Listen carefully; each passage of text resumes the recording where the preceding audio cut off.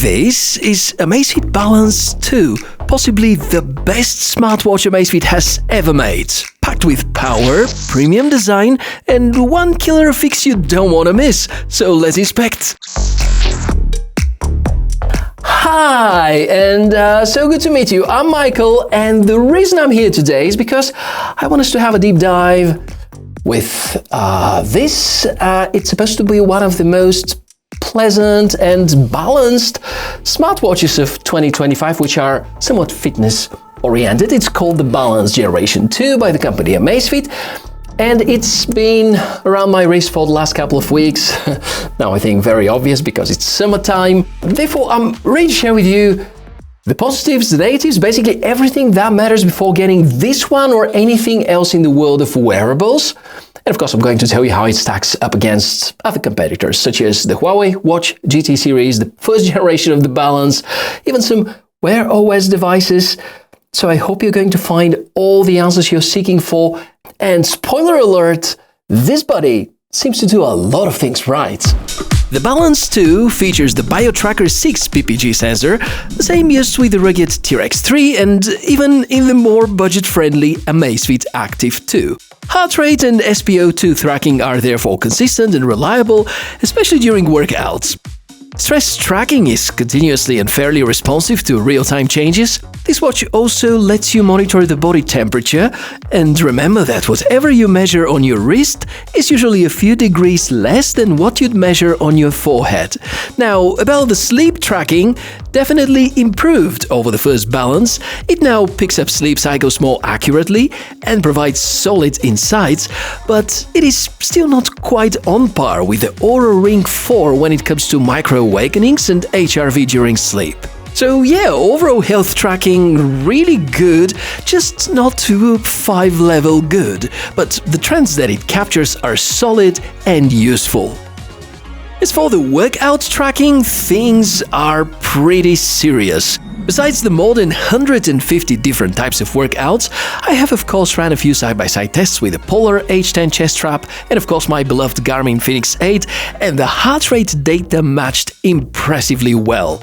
GPS performance? Probably the most accurate I've seen on a Garmin device. Whether hiking or running or cycling, the Balance 2 locks on satellites quickly and the real-time pace is very reliable. The bonus? It supports offline maps and a route navigation, which honestly brings it even closer to Garmin's territory than ever expected. The Amazfit Balance line is no longer a casual fitness tracker, it can seriously support your training goals. The first two sections are definitely a big win, so let's take a closer look at the hardware now. Out of the box, the Balance 2 feels premium. Packaging is sleek, gets a bit different over time, but always with attention to the detail. This time around, you are expected to attach the strap, because you're given a choice, the more regular black version or this extra lava-colored strap, which is a cool addition. The watch itself has aluminium alloy bezel, tough but lightweight, feels solid on the wrist, though a bit heavier than something like the CMF Watch Pro 2. The only downside? The glass, or to be more precise, the sapphire crystal, which sits fully exposed above the bezel. There is no protective frame, so be careful if you're clumsy like me. And a screen protector probably won't sit that well. After a few weeks of use, still no scratches, probably because of the really good protection. It feels great, looks even better, and I've had no discomfort during long sessions of training. The specs overall are really solid. Besides the mentioned BioTracker Generation 6 sensor, this 1.5-inch AMOLED display, the peak brightness already goes up to 2000 nits, 658 mAh battery, there's a multi-band GPS, Wi-Fi and NFC, microphone and speaker, the Zepp OS is now at its Generation 5 and supports third-party apps. The watch passes military-grade durability standards, has very good water resistance, supports offline maps, even route navigation, and communicates to your smartphone via the Zepp smartphone app. Some people would say that part of these specs are flagship grade, and it's true from the standpoint of Amazfit, probably some of them are. If we compare to much smarter devices, such as the Apple Watch series or some of Wear OS-based devices, this comes nowhere near the smart capacities, but delivers in some other regions. To me, one of the most important factors is this sensor on the backside, which is called the BioTracker 6.0, the most accurate that Amazfit have ever come up with. And it is, I would say, in many ways on par with what the Garmin Fenix A line is currently equipped with. Also, quite impressive battery capacity inside, because this is currently the smartwatch with the second largest battery capacity in their portfolio, a little bit tinier than what you would get from the battery champion, the Amazfit T-Rex 3. And I'll speak more about that in a moment.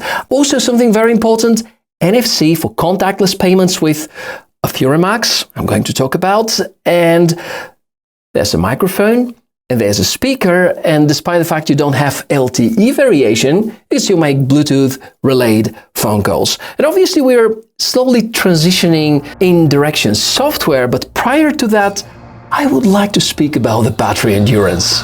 658 mAh battery sounds big, and it is. With notifications on, always on display, daily workouts, HR tracking and everything else on, I am getting around 10 full days as promised. That's better than the Fenix 8 AMOLED in similar usage.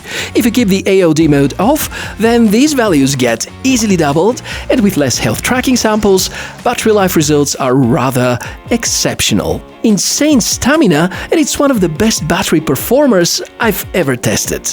If you wonder about the connectivity, it is top-notch on this device. Wi-Fi? Check, yet better keep it off. It may come handy when downloading new updates or dealing with app installs or map downloads, otherwise just sucking the battery. Bluetooth, yes, and it supports external heart rate monitors and sensors. Even better, it pairs seamlessly with the new Amazfit Helio strap for real-time workout metrics. NFC also present for contactless payments, yet here it goes via the Zepp Pay feature, and not all sorts of cards and banks are supported, with the North American region being the most affected. Better check the details beforehand if this is the most important feature to you.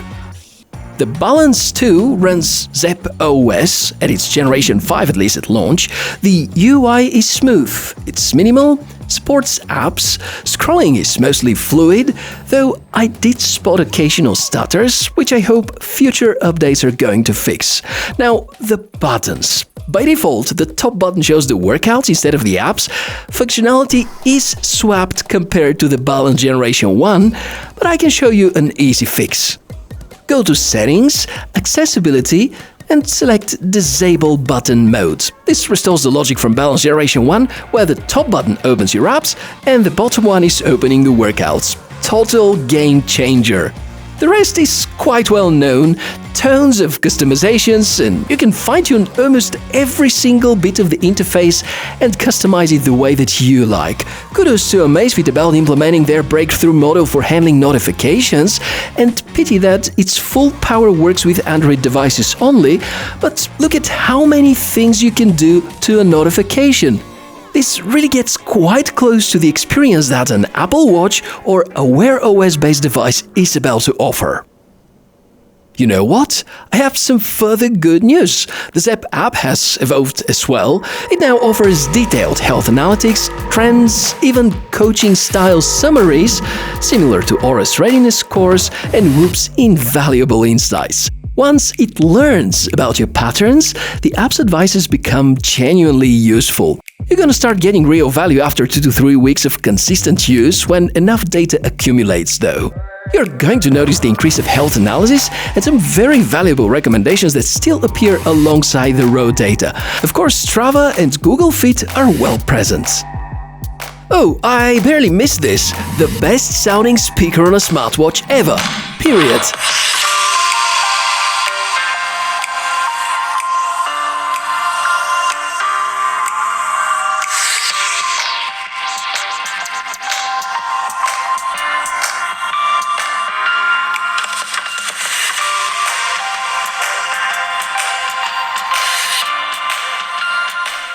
Enough praising. Time to see what is not that perfect or balanced with its generation 2. The alarm function is not right as a starter. Somehow, I almost always miss the first minute of vibrations, as opposed to any other Amazfit device that I'm using thus far. Hopefully, an easy firmware fix which is right around the corner. There is no LTE-enabled model. The sapphire crystal is slightly exposed and not protected by the frame. There are some occasional UI hiccups, at least in the weeks right after the launch, and the button logic is confusing out of the box. But luckily, there's an easy fix which I've shown you a few moments ago.